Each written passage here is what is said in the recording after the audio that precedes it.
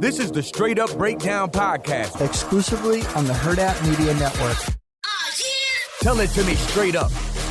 Hello, and welcome into the Straight Up Breakdown Podcast, proudly part of the Hill Varsity Network. I am Greg Smith, your frantically getting things done before vacation friend. Today, I am joined by Notre Dame staff writer for On3, Ashton Pollard. Ashton, thank you for being on the show. How are you? Thank you. Yeah, I'm good. How are you? I'm well. He said, frantically running around. I think I've written somewhere north of 2,000 words as the time today, this morning, as the time of kind of recording this. So we'll see how this goes. It's always for the fun peek behind the scenes of how this goes when I actually get to go on vacation. For those of you listening and that like read my stuff on hillvarsity.com, that stuff gets pre-written, right? Like that's to get done. Like I will not be working once we hit vacation Wednesday morning for a 5:50 a.m. flight that I forgot was that early. So we'll see. It's worth it. Yeah, it'll be worth it. But right now I'm dreading it. But it'll be worth it once we get there, right? Yep, absolutely. All right, now we'll launch in here. Now, each week we have a couple of segments that are mainstays of the show. The first one is called Coach Speak, where we go over something that a coach, player, or talking head said, and then we give you the straight up breakdown of what they meant. Coach Speak to Real Talk. This week comes courtesy, and I can't even get it out without laughing. It comes courtesy of Texas A&M coach Jimbo Fisher, who had a lot to say, so I'm paring this down, but this was the crux of what he had to say. Quote, to have coaches in our league, across this league, say it, they're clown acts. It's irresponsible as hell. Multiple coaches in our league, and the guys griping about NIL and the transfer portal are the ones using it most and bragging about it the most. The ironic part, it's a joke. It does piss me off. I'll tell you what, I know how some of those guys recruit too.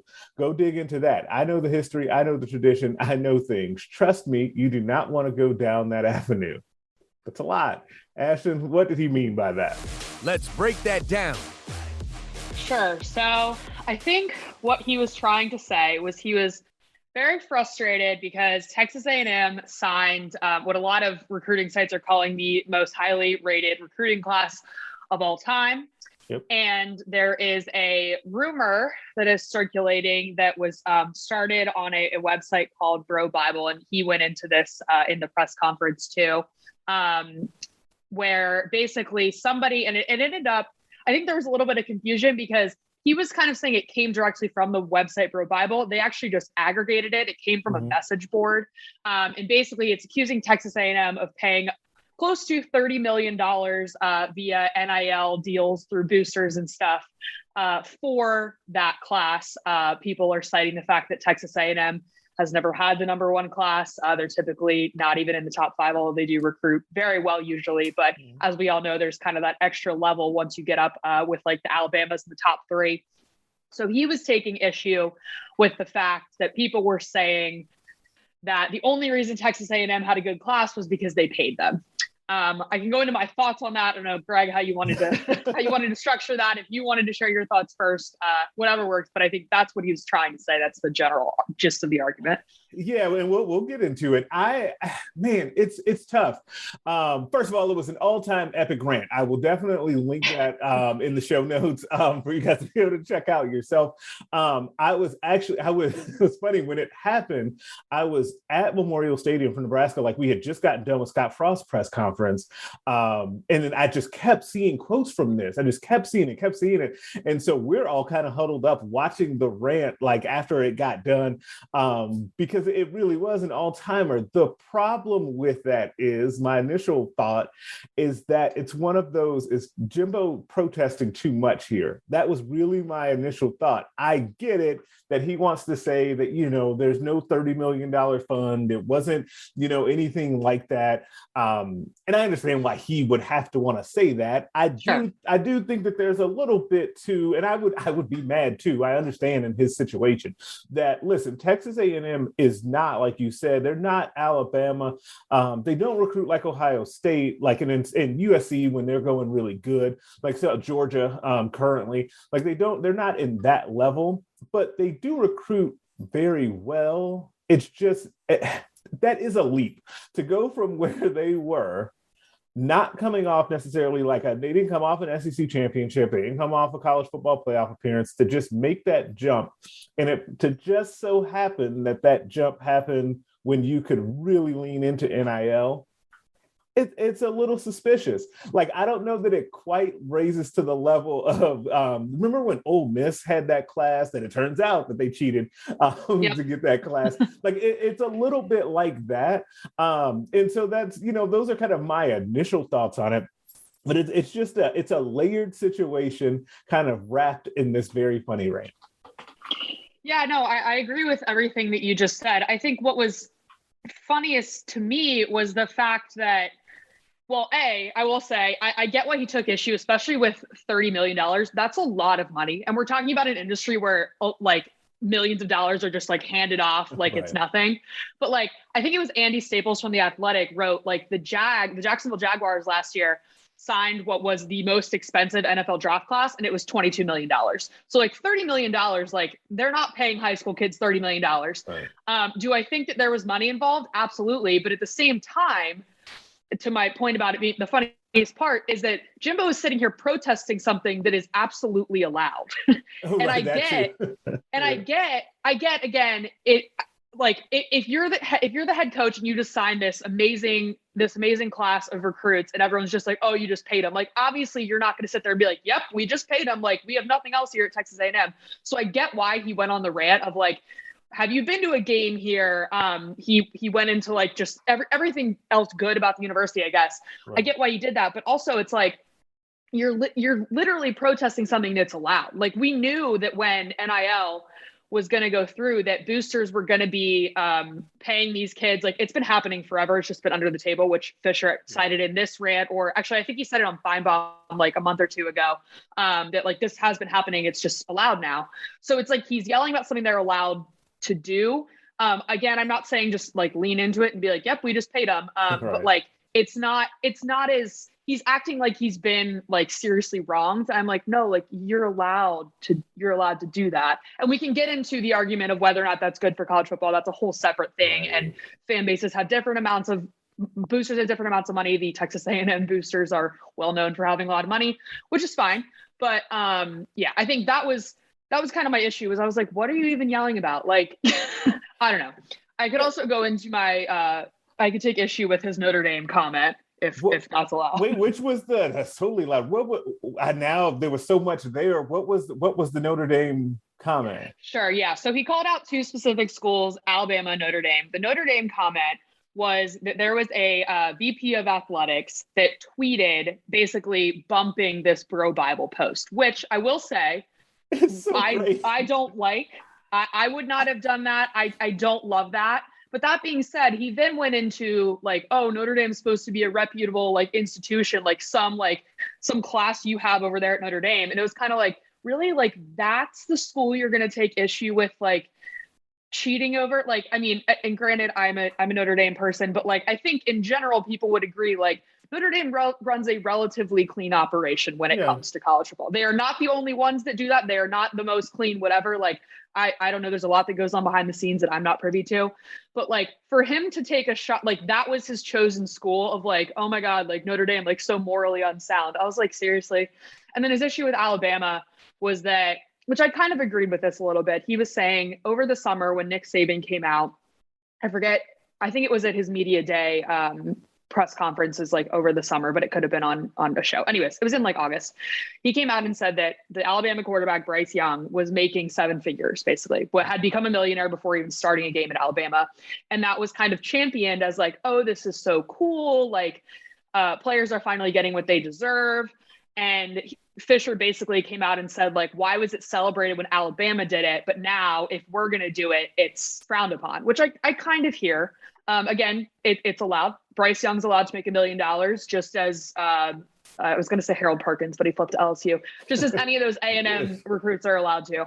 So I kind of got his point there. But again, I just think in general, it sounded like an angry old man, screaming into the abyss about something that was unwarranted, in my humble opinion. Yeah, and I kind of roll with you on that because on one hand, I understand again why he would be upset about like the particular figure that was thrown out, and the insinuation that A&M doesn't have anything to offer. They just got to obviously pay these kids. Like I understand why a college football coach would be really upset about that, especially one that is at a school that has some like actual tradition and history and and has had access to good recruiting in the past. I don't like want to. Well, I'll name a school. If it was Colorado, like this would be like it would be different, right? Like you'd be like, okay, obviously they paid to get these guys. I guess I should say no disrespect to Colorado, but whatever. No, so, but if it was a perennial like school that was recruiting at number 35 and ended up at 1, we'd all seriously be like, that is not. How did this happen? Right, absolutely. Yeah. And so I get that. I think that the one of the layers and subplots to all of this that I just find really interesting is within the SEC and the, I guess, like willingness of some of these coaches to kind of go there in public when it comes to commenting on what's happening at other schools. And so I think that him being upset at Nick Saban for kind of what he said after, being his player being celebrated and Bryce Young for the 7-figure deal, the Lane Kiffin aspect of this, because there always has to be a Lane Kiffin component to everything, right? Always. And so like he came out and said stuff. And so like I get that. And I think that that's just been kind of really, because I think honestly, what I think that's going to lead to is Fisher's the last part of the quote that we talked about him basically saying, hey, I know where the bodies are buried.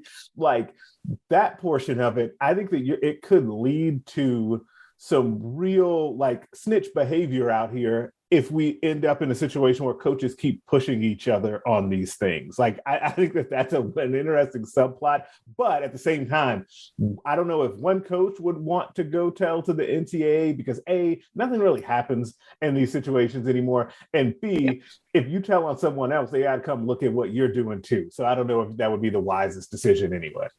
Yeah, no, I totally agree. It's, like, I'm not gonna. Texas A&M, I'm sure has some bodies buried there. And again, I'm not saying like most schools do. Yeah. Even and we can argue about the stupidity of some of these NCAA rules. My personal favorite is that coaches can't like take selfies with recruits at certain times, and like Notre Dame got fined with that. I think it was Florida State too. Like they anyways, some of them are really dumb, and I get that, but like everybody has them, and so I think also it's a way for Fisher to maybe deflect a little bit and just be like, oh, like you should go look over there, whatever.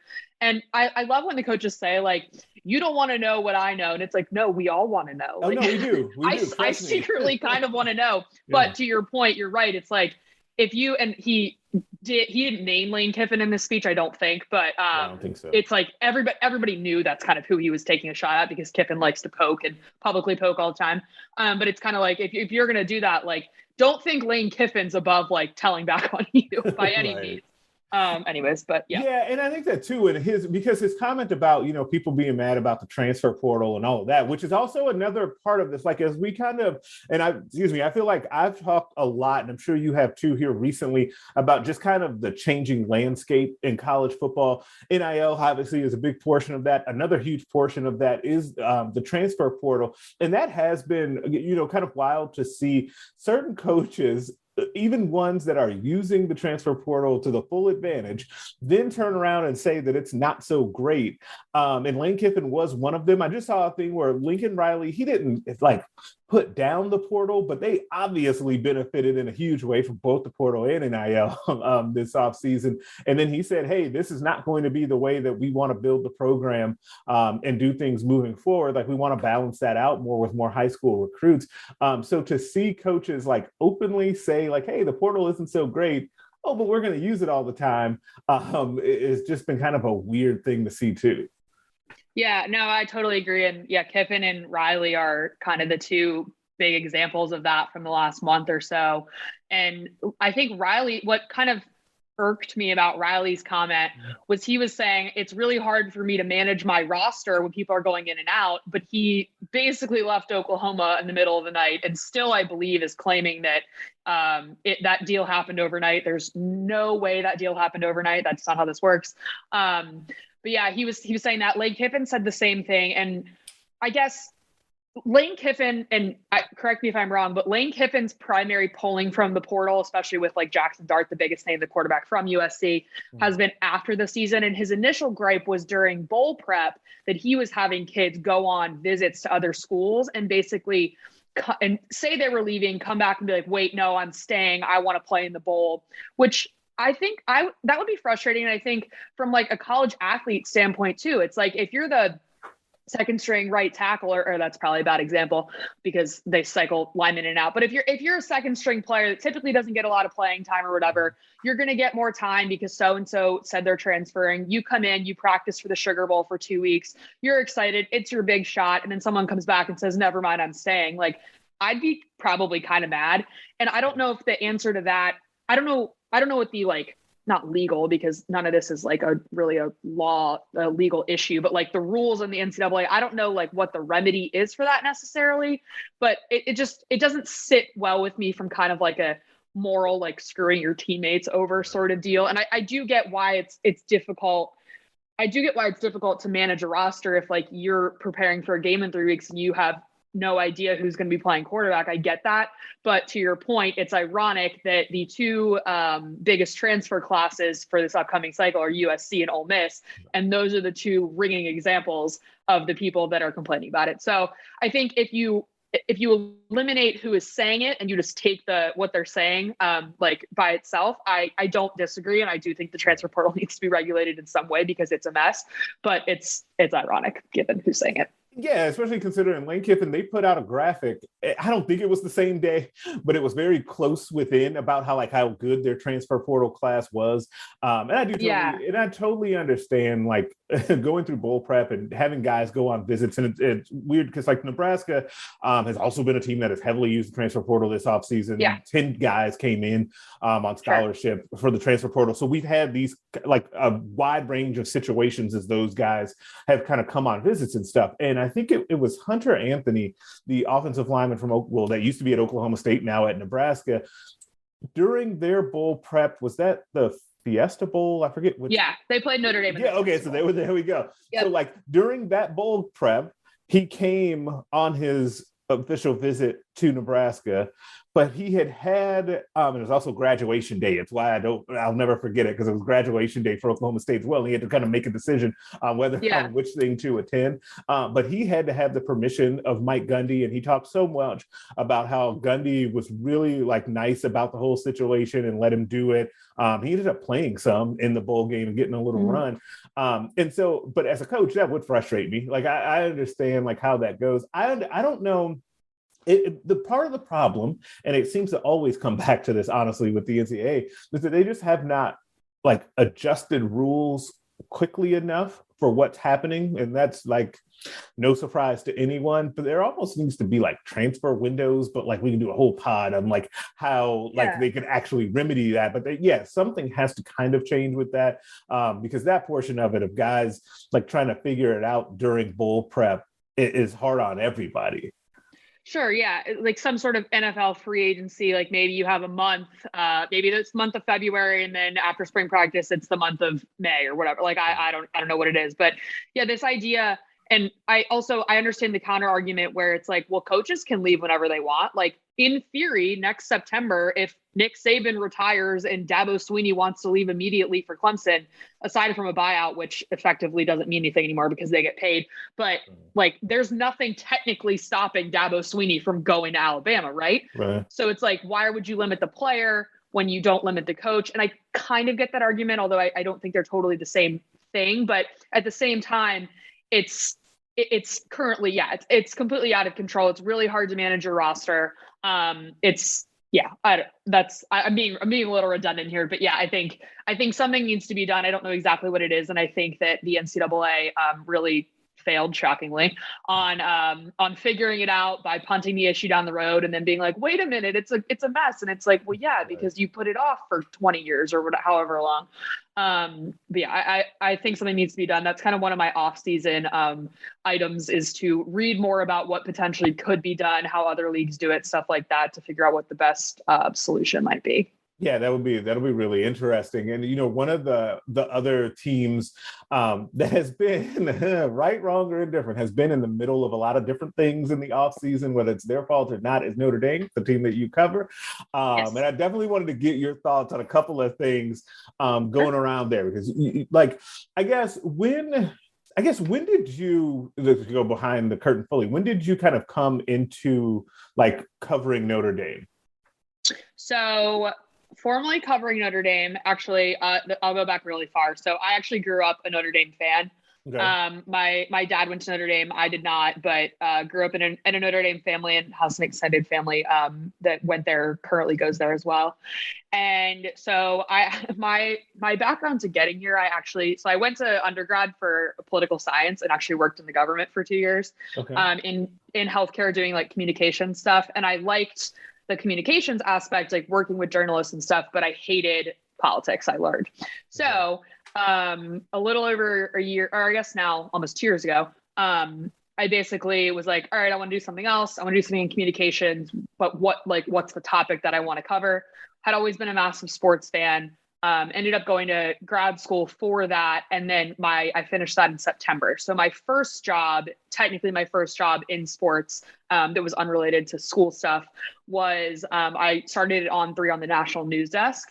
And so we covered every single team. So I did a little bit of Notre Dame stuff there. My bosses would sometimes give, if I was available, just let me write certain Notre Dame things, just as they did with anybody. We had an Oklahoma State guy who would do Oklahoma State, just because you kind of know the team and you can give the context without any research, so you can do it pretty quickly. Right. And so was covering Notre Dame there, but not from this angle, I guess. And then I started with Blue and Gold Illustrated, which is On3's Notre Dame site, 2 weeks ago. So I'm very new to the actual Notre Dame beat, but my familiarity with Notre Dame football goes back to ever since I can remember. Okay. And the reason I ask is, one, because it's interesting to find out people's backgrounds, two, because you've seen the totality of the Brian Kelly experience then. Yes, I have. The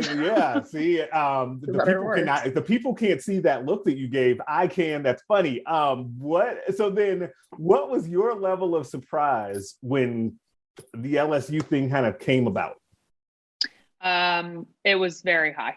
So, as I kind of think with everybody. So, yeah. I mean, there had been rumors, and this happened particularly with the NFL throughout Brian Kelly's tenure. He took over for the 2010 season. And after the national championship appearance in 2012, there were NFL rumors about him going to I believe it was the Eagles. And so there have been these little rumors, but he's never acted on them. And he always gives that typical, I'm locked in at Notre Dame, just as kind of any coach does usually, except for Jim Harbaugh, which we can get to in a minute. And then this year in particular, it was, will Brian Kelly go to USC? There had been talk, but I don't think, at least from people that I spoke to in the Notre Dame circle, nobody really actually believed he was going to do it. Because it's kind of if you name 10 programs in college football that are kind of critical to the fabric of college football, I think you'd be hard pressed to omit Notre Dame from that 10. And so it's kind of what is a move up, Right. I mean, yeah, obviously Alabama is a better football program than Notre Dame, but Brian Kelly's not going to Alabama, Nick Saban's there. So it's kind of USC seemed almost like a step down, not in terms of the history of the program, but just because Notre Dame's a healthier program than USC is, objectively speaking. Yeah. And so it's kind of why would he leave? He has this good spot. No, he's not winning titles, but he's in that second level for sure. And then so when the LSU rumors started circulating, I remember the first I heard of it was that, so he left on a Monday night. The first I heard of it was Monday at around 3 p.m. when somebody I know who writes a newsletter for Notre Dame sent me a DM on Twitter and kind of jokingly was haha, there's a little too much backing to this LSU rumor that I like. And I was yeah, whatever, it's never going to happen. Well, next 2 hours, I start getting more of them from DMs from people, my parents texting me is this happening? And people being there's no way. And I was kind of I know, I kind of feel there's no way. Right. Then it again started to snowball. I remember I went to the gym that evening and put my phone down for like 30 minutes. So I was like, I just need to put it down, picked it back up. And 2 minutes before it was like, Brian Kelly's going to LSU. I was like, oh my God. And like, so it all literally happened in like a 4-hour window where it was Monday at noon. It was like, okay, Brian Kelly's the head coach. Notre Dame has a really good recruiting class. They just went 11-1, won double-digit games for the 5th season in a row, which is a school record, program record. And then by 7 p.m., there's no head coach. So it was a roller coaster. Yeah. So like, and that's the thing is this one was different. And then say than most any of these, because especially at a high level on these teams that are big deals, like it usually builds for a while, right? Like it generally is not like just so out of nowhere. And we ended up having 2 of them in the same cycle with the Lincoln Riley thing as well. And so it was just fascinating to see all of that play out. And it's funny that you say about like when any rumors with Brian Kelly first kind of started, at least for college, and honestly, the same thing went for Lincoln Riley, is that you're like, well, where are they going to go that actually is a step up? And especially because both of those programs, respectively, Notre Dame and Oklahoma, were in such good spots overall that you really want to go like start this over somewhere else. It was always kind of the thing, honestly, with why like I didn't ever think that Nick Saban was going to leave Alabama for Texas, because why would you could build them into that, but there's no guarantee, and that's going to be hard. And so, why would you do it? And so the Brian Kelly thing was just really, it was fascinating. And then it just like, it happened like that. And then it was like, okay, is this good? Like, is this going to be a good fit? So that's my next portion that I wanted to kind of get to with you, is that what were your first thoughts, or I guess your thoughts now, on whether or not that actually is a fit that should work between him and LSU? So my initial thought was this is never going to work, because Brian Kelly, and this has since been put on display multiple times, Brian Kelly is from the Northeast. He's the most non-Southern man in like college football. I'm kind of joking when I say that, but also I'm serious. And we saw that with the accent issues. And his family. Yeah, his family. So initially I was like, the cultural fit just does not work. His coaching jobs prior to Notre Dame, he was at Cincinnati, he was at Central Michigan. He was at a smaller D2 school in Michigan, I believe. He's from Massachusetts. Like it's totally different. Then as I started listening and reading about it, you get the opinion that if you win, nobody cares where you're from. Right. And you've seen guys do that. I know often, like, you listen to an SEC coach talk and they have a Southern accent. You listen to a Pac-12 coach talk, they often don't have a Southern accent. Like there is a little bit of that regionality, partly because where you grow up, often that's kind of where you get your first job because you're familiar with the area, that adds to your resume, et cetera, et cetera. But there are also examples where you don't need to be from that place to have success. Nick Saban is from West Virginia, which is, there's similarities to the South, but it's very different than Alabama. They occupy a weird space. West Virginia does. They do. Yeah, they do. Exactly. Or like, here's a basketball example. Like Bruce Pearl is from Massachusetts and now he's coaching at Auburn. They're the number 1 team in the country. So it's not necessary. I think that Brian Kelly is a very good football coach.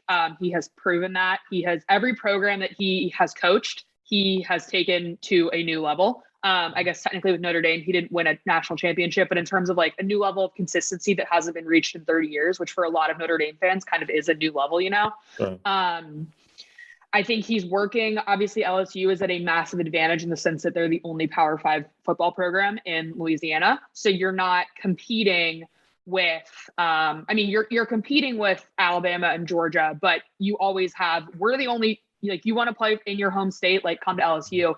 At Notre Dame, Indiana is not a fertile recruiting ground. I wrote an article the other day about how Notre Dame signed 21 kids in their 2022 class. They're from 17 different states. Mm-hmm. So you're Notre Dame's at a disadvantage that he doesn't have at LSU, in the sense that he has to recruit nationally, or had to recruit nationally at Notre Dame, and now he doesn't. It's kind of hard to mess up LSU in that way because you're in such a good place. You have a lot of money. You have the backing of the AD in general. That's a whole other like rabbit hole that you could go down. But in general, you have the backing of the backing of the AD. You don't have as many like rules, admission standards, whatever, that I think Brian Kelly definitely was getting tired of at Notre Dame from what I've heard. Not tired of, and not in the sense that he doesn't believe that you should have standards in an athletic program department, but just like Notre Dame has rules that other people just don't. Yeah, you're not don't have when it comes to when it comes to. I mean, it's and it goes beyond admissions too. Like, they don't have co-ed dorms. Like, there are rules about who you can have in and out of your dorm after certain hours. You have to live on campus for a certain number of years with like certain people. There's no Greek life. Like, they're just like things that are important to some kids. Like, you can't have at Notre Dame, and you eliminated those barriers at LSU. So. I think he's going to do well. Sorry, that was a long-winded answer. I think he's going to do pretty well. He's definitely in a hole because Alabama and Texas A&M are recruiting insanely. Obviously, Georgia is too. They wouldn't have to play Georgia every year because they're in the East. But if you're going to win the SEC, if Georgia's good, your path goes through Atlanta, and you're going to have to play Georgia. So I think it's going to take a while. I don't know that he's going to win a national championship, just because I think SEC fans are also, as we saw with Ed Orgeron, they're very quick to turn on you. I don't know how long he's going to get to build up this program. And I just think that Alabama and Georgia are too strong right now for him to make an immediate impact. Watch me be proven wrong and he wins the title in 2 years. That wouldn't be the most surprising thing in the world, but I think he's going to do pretty well. I don't know about overcoming that barrier, but I guess we'll see. Yeah, it'll be interesting. Fine. It'll be interesting to see if it starts slower than LSU people want, how much time he gets. And we see this all over the place, especially as we kind of started off talking about him being kind of an outsider and him being someone that you would not stereotypically think of as someone that would be coaching in the South, let alone at LSU. Like, that could go really quickly. And part of that is, man, if they turned on Ed Orgeron, and I know that there were a lot of different things happening with Ed, but if they can turn on him and push him out, they'll do it to anybody. And I think the last three coaches at LSU have won national championships. So it wouldn't be crazy that he would win one. He just has such good access to players. Like, the players down there are just so good in the state. Yeah. As Nebraska is kind of finding out with like Mickey Joseph coming from that staff, coming back to Nebraska and like trying to recruit those players up here. Like, it's wild to see every single time. And I've written this before. Every time, like, hey, Nebraska has just offered this kid from Louisiana. He's like a 2023 kid. Well, now we're in 2023, but this was happening before. Like the 2023 kid. And I'll go, well, okay, let me go look him up. Maybe he's under the radar. No, there is no under the radar. Like, those kids already all have at least like 15 scholarship offers. Like major places throughout the country and throughout the South. So it's just like the talent down there is just so good that it is really hard to not stumble into winning 8 or 9 games a year. But 8 or 9 games a year is not what they hired him for. It's not what they're paying him that amount of money for. So we'll see. We'll kind of see how that goes. Exactly. No, yeah, I totally agree. 8 or 9, winning 9 games is not success at LSU. So no, which sounds so bad, but it is. But I know. But it is. Oh, like, I know.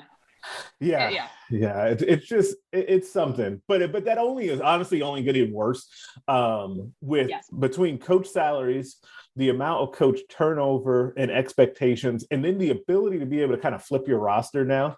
That actually just makes that worse, right? Because now you'd be like, hey, it shouldn't take you, 5 years to build this thing up, because you can go and get guys from the transfer portal, and they did. And then you can also go and flip, Harold Perkins and all of these guys and like try and figure it out.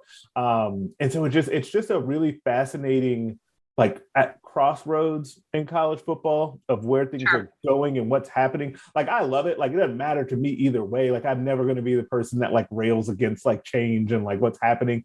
I just think you got to figure it out. Keep it rolling. Yeah, I largely agree. Yeah. About it. Yeah. All right. Now, every week we end the show with my favorite segment called Put 'Em on Blast, where we basically put someone on blast for something that they did or said. Put them on blast. As is generally tradition on the show, I'm going to let the guests go first. So, Ashton, who are you putting on blast this week?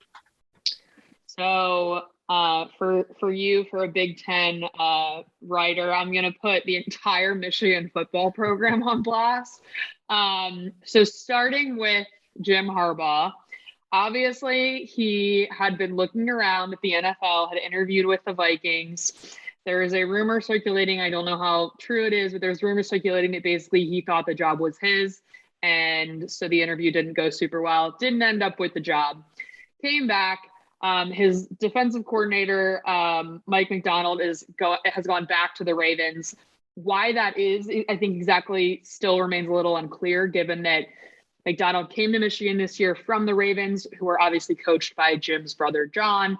Whether or not he was a loner to kind of revive the Michigan program, he did his job, obviously, because they made the playoff, and now he's going back. If that was always the plan, fine. I don't want to look too much into that in terms of like Michigan, like turmoil, why he left. But I think what happened yesterday, where this is Monday morning. So what happened on Sunday is Josh Gaddis, the offensive coordinator, left for Miami, which seems like a really bizarre move to me for multiple reasons. I think one, Michigan is in general, a very healthy program right now. We saw maybe they're not winning a national championship, but they're sure better than they were last year. And that was quite the turnaround that Harbaugh did this year. Miami has struggled immensely, basically since the early 2000s when they killed everybody. Right. I mean, they've had a couple years where they're making a little noise in November, but it doesn't really amount to anything other than 9 wins. So it's a weird move in that way. I think it came out after the fact that Gaddis apparently is not happy with the administration. There were messages that were leaked that or maybe not leaked, the Detroit News had them, that basically he had texted his players saying that the last couple weeks had shown him that the administration did not appreciate him at all, and he would advise them never to be in a situation where they're underappreciated, which to me, like, that's fine if he feels that way. And I don't know what went on behind the scenes. I've heard he's mad he got passed over for the head coaching job. Fine, whatever. Like, maybe you're bitter. But I kind of feel like to drag your players into it and to badmouth their coaching staff and their administration over it just seems like a really bitter and, can I say, like, immature thing to do. Like, if you want to be mad and you want to call your best friend and talk about how you're mad you got passed over for the job, fine. But like, to text the entire team or the entire offense or whatever, it was a big group, that seems, very immature to me. And now is bringing up a bunch of like, what's the culture like at Michigan? Like all of that stuff, which just, I feel like if you genuinely cared, he said this in his text, like, I care about all of you as players, as people, whatever. If you genuinely care, to turn around and like torpedo the program and create this media firestorm that like there's a bunch of controversy going on at Michigan, it seems wrong to me. So I don't know. Michigan seems it's a generally very healthy program, and I think they're going to be fine. They signed a very good recruiting class. They're in the mix for a lot of high-level 2023 kids. Particularly Dante Moore is one who's a 5-star quarterback that it seems to be coming down kind of to Michigan and Notre Dame. We'll see what happens there, but I think Michigan's going to be fine. But the last 2 weeks for Michigan have been a disaster, and we'll see what happens. Yeah, and all of that is very worthy for the Michigan football blast. I don't even know where to begin, because I do think the Gaddis situation is like kind of wild to me, because like program culture and like the health around that is so fragile in college football. Like, and it's one of those things that we have seen this here. And it's not the only place that has seen this. And this goes all the way back to like when Bo Pelini was fired years ago and like had this secret meeting at a high school gym with his players, and then basically badmouthed the administration, and things are really never the same for that group of players and their administration. If you talk to some of those guys to this day, they will tell you that they hate that administration based on how they did their coach, right? And that has happened in different ways and different places all over the place. So and he should know that, be a grown-up, to even introduce that is really dangerous. Like, it's really tough, because you've already got the element here of, I would love to be a fly on the wall when Harbaugh had to go back to the team and do that first team meeting and be like, yeah, guys, I definitely flew to Minneapolis to do this interview on National Signing Day.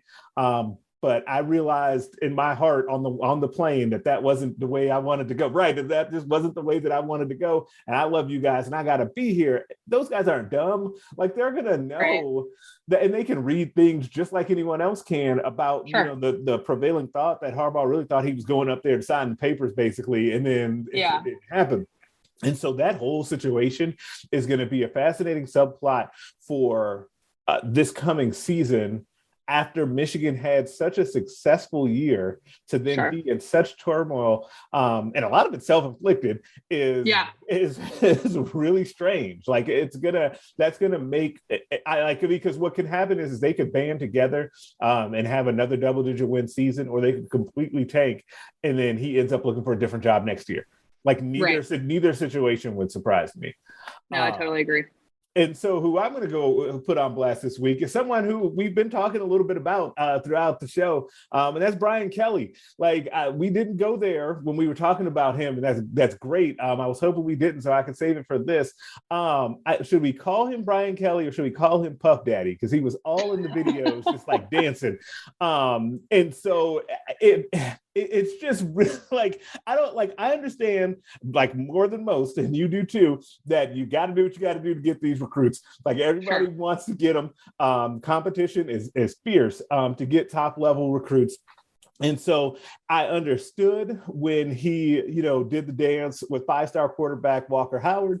Totally understood that. You got to do it with five-star quarterbacks. I understand you have to figure it out. Walker ended up sticking with his pledge. That he was probably never going to leave that anyway. His dad went there and played quarterback there, whatever. It just wasn't going to happen. And so even with the coaching change. And so then Brian Kelly turns around and does it again with a tight end who Lewis is his last name. I am blanking on his first name. He was from Louisiana. What?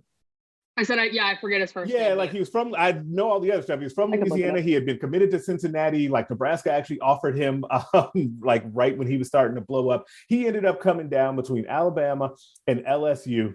While he was on his official visit to LSU, you've seen the video by now. Brian Kelly danced with him on the little circular stage thing. They were very close. It was very uncomfortable. Brian Kelly's dance moves were very bad. There were actually because that video was so bad, people, I guess, didn't notice that there are other ones of him just kind of looking like in a lobby or something, just dancing with different recruits. That happened too. But the kicker of all of that is that kid, the tight end, didn't even pick them. And so he picks Alabama on National Signing Day. I really want to know, and I feel like the answer is yes, if Nick Saban used that against Brian Kelly when he did the final pitch about whether or not he should go to Alabama or LSU. I always envision these talks with Nick Saban going there's something about the things that Alabama can do to you, and then he flashes his rings, and then that's pretty much how that goes. And so Brian Kelly, man, you got to go on blast. I think the thing that I always kind of think about when I see these videos with him is just be yourself. I don't it just comes off as fake, the same way as my family came off fake when he did that at the pep rally. So just be yourself. You've got access to tons of talent down there. That part of it will work itself out. It will not work out if these guys think you're fake. And so just pull it back a little bit, please, for all of our sakes. But in a way, it's very entertaining to see it happen. Yeah, entertaining is a word. I think as somebody who defended Brian Kelly for the last 10 years, I'm really eating those words now. But my concern is, after the Walker Howard one, why did nobody on the LSU media communications, whatever staff be we're not going to do that again? Because it doesn't help. I want to know. And obviously when you're recording these, you're also not recording them live. So somebody recorded that, edited it, and thought, this is a good idea. I'm going to put this out. And I would just like to know who that person is and why they are doing this. When it comes to the dancing in the lobby or whatever that he was doing, that somebody took covertly on their phone. You can tell that because it's video. But these staged ones that are being edited by the athletic department, I'm who is watching these and thinks this is a good idea? And did you think it's funny? I don't know. They're so painful. I had the night that I just looked up his name. It's Danny Lewis, the tight end. There you go. The night that happened, I think I had probably 25 people DM me or text me, be have you seen this? And I literally tweeted and I was please stop sending me this video. I cannot watch it anymore. I have seen it. I do not need to see it again. I do not want to answer your text about it. Do not send it to me. So I don't know. I hope for kind of my sake in the fact that I defended him for so long, and now I'm having people be like, "Why'd you defend him?" I hope there's no more of this, but it is kind of funny, and it does provide some good like commiserating like fodder for the Notre Dame fan base. So yeah, everybody can band together against those videos, like in that bad dancing. Like everybody can get with that, no matter how you feel about the situation. Exactly. So that's gonna do it for the show this week. Subscribe to the podcast everywhere you listen to them. Rate us and leave us a 5-star review. If you only leave 4, I'm inclined to think you're a hater, and nobody wants that. Make sure you're checking out the other podcasts on the Hill Varsity Network, the Mind Your Own podcast, Varsity Club podcast, which will be back soon. The Nebraska Preps post-game show and the Hail Varsity radio show. You can also check out the Hail Varsity YouTube page. I am back on there with another recruiting question video of the week. And you can find us on Twitter at Greg Smith HD and at Ashton Pollard 7. We'll catch you next time. A Huda Media Production.